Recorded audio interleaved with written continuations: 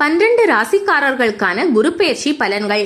நவக்கிரகங்களுள் மந்திரங்கள், தெய்வ வழிபாடு ஆகியவற்றிற்கு அதிபதியாகிய குரு பகவான் வாக்கிய பஞ்சாங்கப்படி 1/5/24 மாலை 5:19 மணிக்கு கிருத்திகை 1ஆம் பாதம் மேஷ ராசியிலிருந்து கிருத்திகை 2ஆம் பாதம் ரிஷப ராசிக்குள் பிரவேசிக்கிறார்.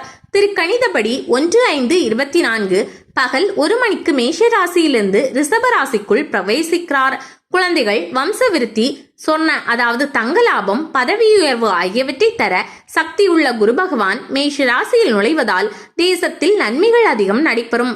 ஆஸ்திகம் வளர்ச்சியடையும் என்று சொல்லப்பட்டுள்ளது. இந்த குரு பயிற்சியால் ஒவ்வொரு ராசியில் பிறந்தவர்களுக்கும் குரு தனது ராசியிலிருந்து எத்தனையாவது இடத்தில் இருக்கிறார் என்பதற்கேற்ப தனித்தனி பலன்கள் கிட்டும் என்று ஜோதிடர்கள் சொல்கிறார்கள்.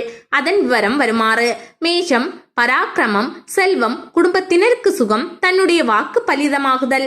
ரிஷபம் தான் வசிக்கும் தேசத்திலிருந்து வெளி செல்லுதல், சத்ருத்தன்மை. மிதுனம் பொருள் காரணமாக அச்சம் ஏற்படலாம். கடகம் குழந்தை லாபம், பதவி லாபம், கௌரவம். சிம்மம் பொருள், பதவி, துன்பம். கன்னி அனைத்து விதமான நன்மைகள் ஏற்படும். துலாம் தாய்க்கு துன்பம், அரிஷ்டம் பொருள் நஷ்டம் போன்ற பலன்கள் ஏற்படலாம்.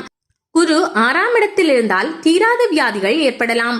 இவைகளிலிருந்து விடுபட தனுசு ராசிக்காரர்கள் மஞ்சள் நிறத்தாலான சுத்த பட்டு துணியை அல்லது புடவையை தெய்வ சன்னதியில் வைத்துவிட்டு அதை எடுத்து வேதாத்தியனம் செய்தவருக்கோ அல்லது மற்றவர்களுக்கோ அவர்களின் மனைவிக்கோ தானம் செய்யலாம்.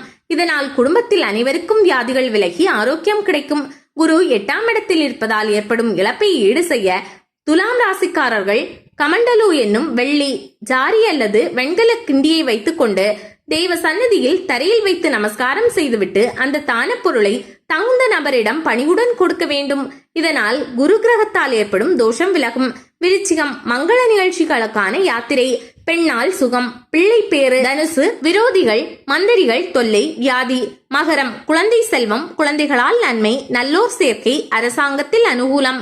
கும்பம் உறவினர்களின் துன்பங்களால் ஏழ்மை, 4 கால் பிராணிகளால் பயம் போன்ற பலன்கள் ஏற்படலாம்.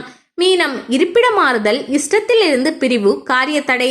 குரு 10ஆம் இடத்தில் இருப்பதால் ஏற்படும் இடமாறுதல் தோஷம் விலக சிம்ம ராசிக்காரர்கள் நர்மதா நதியில் எடுத்த வானலிங்கத்தை கையில் வைத்துக் கொண்டு தெய்வ சன்னதியில் தரையில் வைத்து நமஸ்காரம் செய்துவிட்டு அதை தகுந்த நபரிடம் கொடுக்க வேண்டும். பொதுவாக இந்த குரு பெயர்ச்சி கடகம், கன்னி, விருச்சிகம், மகரம், மேஷம் ஆகிய ராசிகளில் பிறந்தவர்களுக்கு மிகவும் மேன்மை தரும்.